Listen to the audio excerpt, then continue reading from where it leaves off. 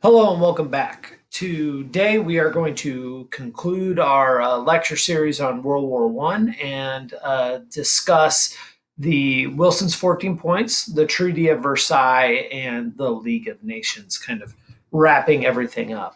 The first thing that you got to understand is Wilson kind of has looked around and sees the future and recognizes that if we don't address the causes of World War One, that we're potentially doomed to repeat it. And so that's why he comes up with his plan for peace, the 14 points, is to address those major causes. And if you remember back to the beginning of this lecture series, those causes are nationalism, imperialism, militarism, and alliances. And so he wants to end those four things. And his 14 points are going to attempt to do that. And so we're not going to cover all 14 points. We're not going to wade that deep into the details, but we are going to cover kind of the basic tenets of Wilson's 14 points. It's his view for what the world should look like at the end of the war.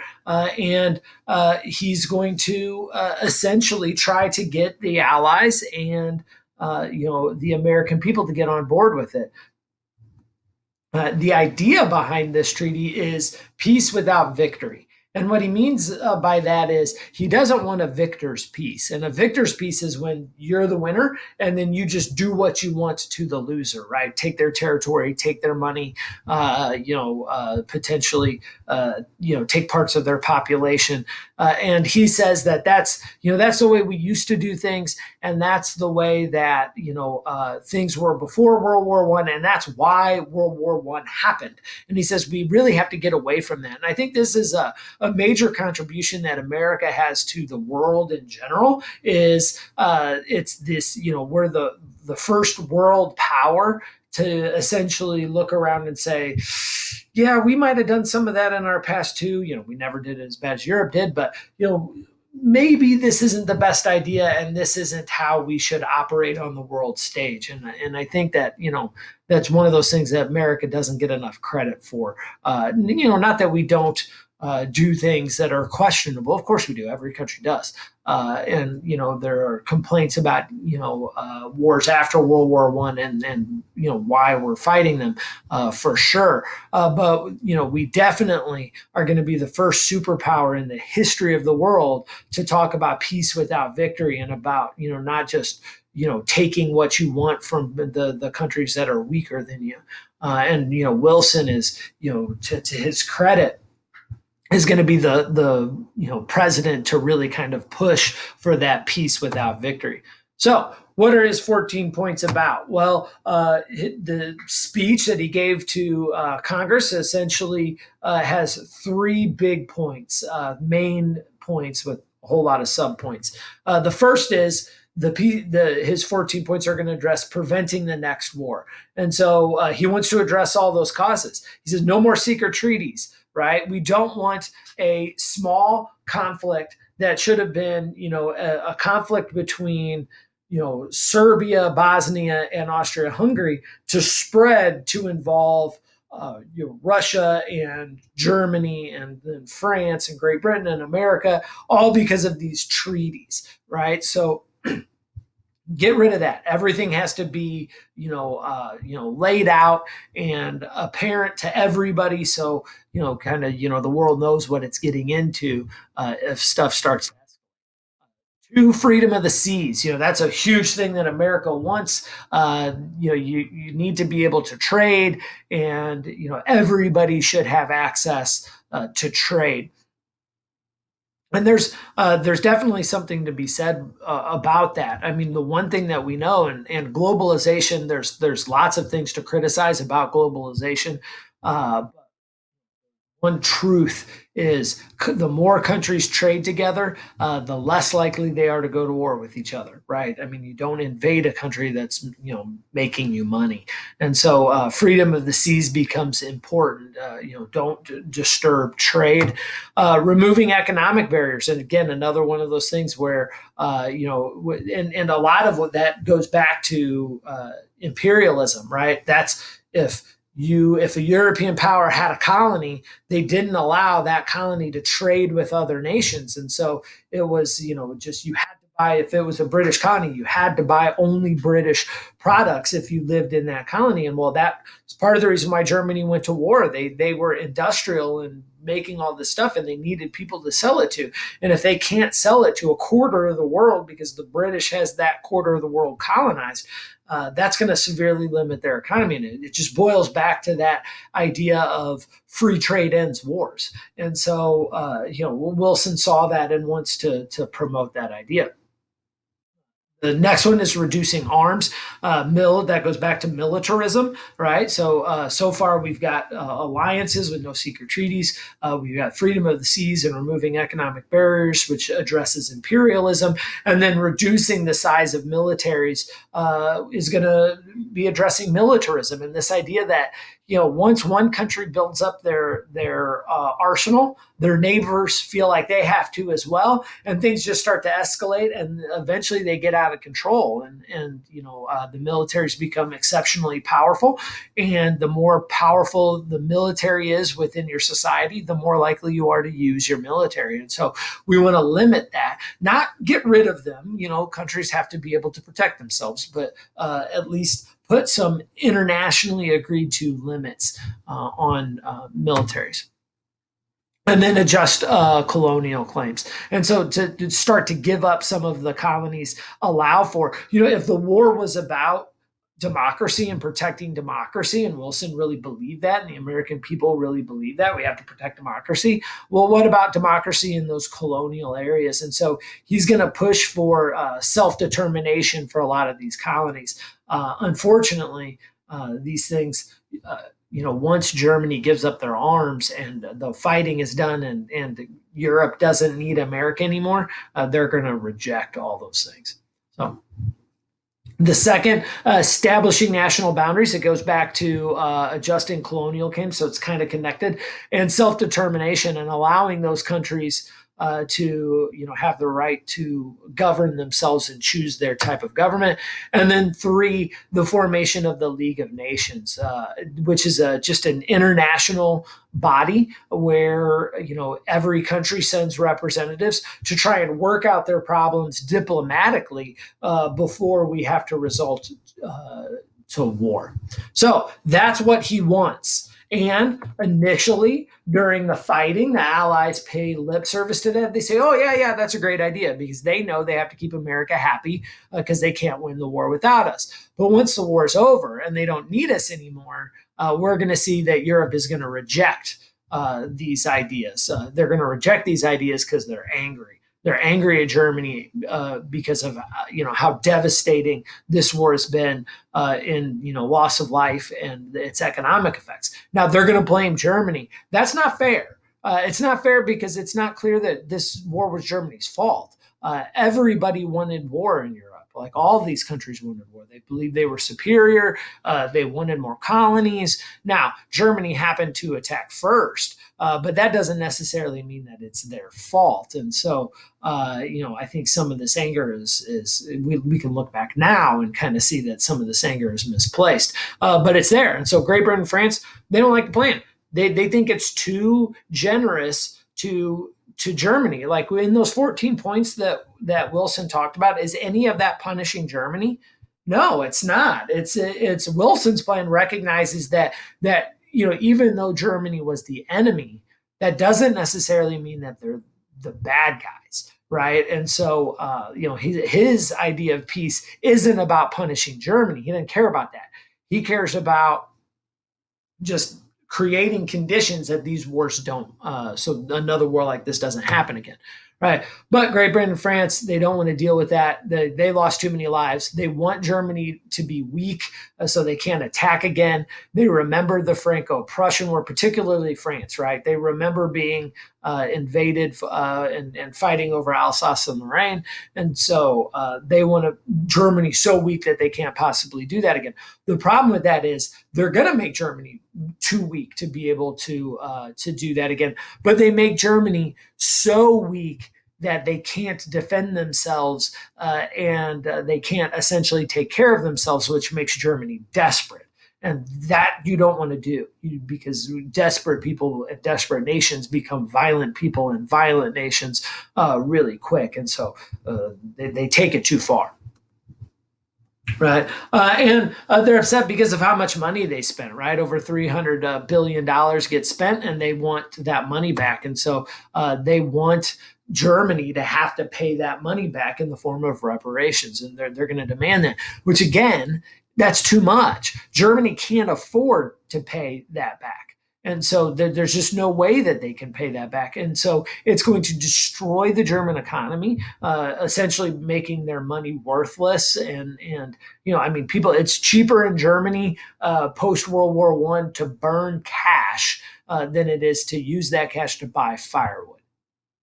I mean, you can't destroy an economy like that because it makes them desperate. And again, when you're desperate, what happens? Well, you take desperate measures, and that desperate measure will essentially be electing Hitler. That essentially says, he'll build up the military again, he'll stop paying these war debts, and he'll get Germany back on their feet. And the average German says, all right, which is going to lead to mass murder and genocide, like terribleness, and World War II. So that leads us to the Treaty of Versailles. So Treaty of Versailles, the winners are going to meet at Versailles in Paris to negotiate the terms to Germany. And I do mean the winners, because if you take a look at the people that are involved, or the countries that are going to be involved, it's going to be the big four. Italy, right? Italy, who switched sides and fought for the Allies, they're going to be largely ignored at the Treaty of Versailles, which is going to cause resentment in Italy, because they had about 600,000 soldiers die during World War I, and they're not going to get what they want out of this peace, which is going to upset them and turn them into enemies during World War II. We're going to see England and France, who are clearly angry at Germany and want to punish Germany. And then we're going to see the United States. And the United States, Woodrow Wilson, trying to have a non-punitive treaty. So it's essentially, England and France are going to be able to dictate terms during the Treaty of Versailles. Notice who is not invited. Two big countries, and I bet you most of you just said, well, Germany's not invited, and that's weird. Normally both sides negotiate. Well, Germany's not invited because they laid down their weapons, and so the winners don't have to invite them, so they don't. That's why this treaty ends up being so punishing to Germany. But there's another country that's not invited. This is important. Russia. Russia is not invited. Russia was on the winning side. Now, they left early because they were being devastated. They lost the most lives. I mean, they're besides Germany.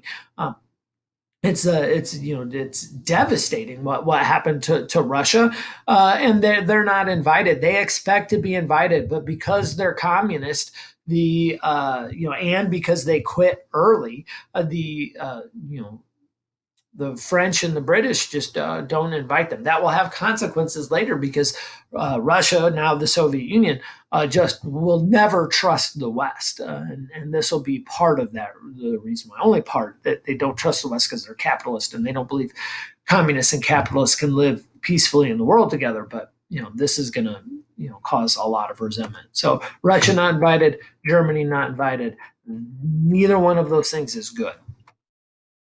So what are the results of the treaty? Well, it's terrible for Germany. One, they have to accept war guilt. This is going to really infuriate the Germans, because it's going to lead to the justification for the terrible treatment of Germany, but it also hurts German pride. They don't think of themselves as the bad guys here. They were just doing what everybody else had already done. Yeah, they wanted a colonial empire, but so did Great Britain and France. And Great Britain and France, they've got these giant colonial empires. And so if Great Britain and France can do it, why can't Germany? Everybody wanted war. So German pride is hurt here. But also, this is, the fact that Germany has to say the war is their fault will allow the justification for what happens next, which is they have to pay reparations, specifically about $56 billion. So not the total cost of the war, but an amount that they can't afford to pay back. which will completely devastate their economy. They have to give their colonies to England and Japan. Japan, who did assist in the war, on the ally side, and they have to disarm. They have to take their military, which was hands down the best in the world. I mean, the fact that they could fight against the odds that they did for so long is proof of that. And they have to disarm. They're only allowed to have 100,000 members of their military, which means they're going to keep their officer class, and that's about it. Well, 100,000 person military, that's a police force. That's not a military. It's not strong enough to stop an invasion. And that's designed specifically on purpose. France wanted that because they knew that Germany can't pay back these reparations. And when they couldn't pay it back in cash, France was going to want to take their military into Germany and start to take their raw materials. And they didn't want Germany to be able to stop them. And so they only allowed the German military to be 100,000 people. That's designed to keep Germany so weak that they can just continue to be bullied essentially forever. And so you can see again, that's going to cause German desperation. And you know, we know what happens when you make a country desperate. They can get violent, and which is what will happen. And then Germany is going to be geographically reduced. It's actually going to be split in parts. They're going to take areas in the west, toward west of the Rhineland. They're going to demilitarize that. France is going to take portions of that land. They're going to take portions in the east and give it to Poland, and then they're going to create a Polish corridor, which is actually going to, split Germany not in half, but into two parts, to where all of Germany is not contiguous or connected, which is going to be an issue. I mean, that's a tough thing to do, to have a country where you have to get to the different parts of your country, you have to pass through other countries and get permission to do that. That's going to be very difficult. And they're going to lose the port of Danzig, which is a very important economic port. And so this is going to be devastating to the German people. And Hitler's going to use this to the fact that Germany is geographically reduced to justify aggressive foreign policy and war. He's going to say, look, I'm just uniting the German people again. The German people want to be united, and he's going to use that as justification. And unfortunately, Europe is going to buy that for way too long. The Austrian-Hungarian Empire and the Ottoman Empire are essentially kaput after this. That's going to be completely divided up, and then different countries are going to form out of those empires. And the map of Europe will be remade. We'll take a look at that briefly during this lecture. You can pause it to kind of look at all the different countries. The League of Nations will also be established. It's the one thing that Wilson gets. Wilson will essentially bargain away all of his other points to get the League of Nations, because he believes an international body where we come together to talk out our problems is the most important part of his foreign points. That will 14 points, which will end war in the future. But unfortunately, the League of Nations is too weak. It doesn't have enforcement mechanisms for for their different policies. And because of that, nobody really has to listen to them. And it's weak because even though Wilson gives up everything to get the League of Nations, the United States just refuses to join. Russia and the United States don't join. We'll talk about why the United States doesn't join here in just a second. But because of that, two of the most powerful nations in the world aren't a member of the League of Nations. That automatically weakens the League of Nations beyond just not having enforcement mechanisms. So America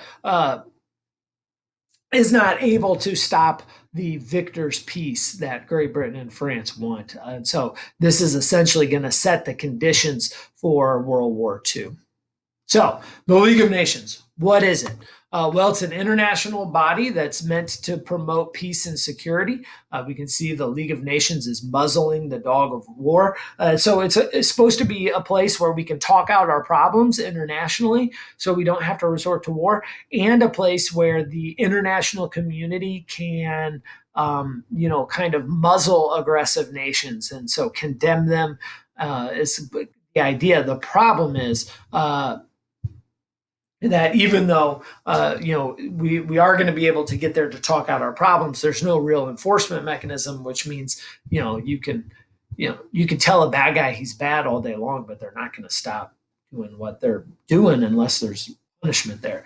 The League of Nations will be created. It is an association of independent nations that will be weak. There's essentially no ability to enforce their rules. So they can essentially write letters that say, hey, you shouldn't be doing this, but they don't have a military wing. And so, the League of Nations will fall apart. And then after World War II, we'll create the United Nations, which is similar. But the United Nations, they can send troops and they can sanction countries and fine them for misbehavior. And so the United Nations has teeth. And we realize that it has to have teeth because of the failures of the League of Nations. Later, the League of Nations will, when Italy and Germany and Japan start to get aggressive on the world stage, the League of Nations just says, you shouldn't do that. And they are like, yeah, stop us. And the League of Nations doesn't. And so it's just, essentially too weak to really matter. Like I said, the United States doesn't join very specifically because United States citizens want to return to isolation. Like we had talked about in the previous lecture, America's just fed up. We had the Monroe Doctrine for a very long time, which essentially said we're not going to get involved in Europe because Europe's a hot mess. And, that kept us out of a lot of wars, that was good for America then. And so we want to return to that because, look, previously, we didn't get involved in Europe and things kind of worked out fine. And then, we got involved in Europe and 100,000 people died, 200,000 were injured. And we're like, that was a bad idea. Let's not do that again. And so American citizens return to isolation and they say, we're not going to deal with Europe anymore. We're just going to focus on ourselves and let them deal with them. That's a mistake. It's a mistake because it doesn't take into account industrialization. We are no longer able to ignore the rest of the world. We produce more goods than we can buy on our own, which means if we're going to keep people employed and we're going to keep the standard of living high in America, which is the highest standard of living in the world for a nation our size, and really a high standard of living in the world, we have to be involved with the rest of the world, for better or for worse. Now, that the type of involvement, we can debate that, but we've got to be involved with the world. And so this ends up being a huge mistake. We back off and we don't fill that power vacuum, which leaves room for dictators. And we will see the rise of dictators as a result of America just kind of giving up a leadership role here. So, what are the major results of the war? New nations are going to be formed in Europe. We'll take a look at a map here in just a second about those new nations. Russia is now a communist state, right, because of the Bolshevik Revolution. That will, that's going to cause problems around the world for the next couple generations. We're going to see the United States return to isolationism, and the stage is now set for World War II. The Treaty of Versailles is, and the failures of the Treaty of Versailles are going to lead directly to the rise of dictators in Europe, Mussolini in Italy, and Hitler in Germany, and that eventually will lead to World War II.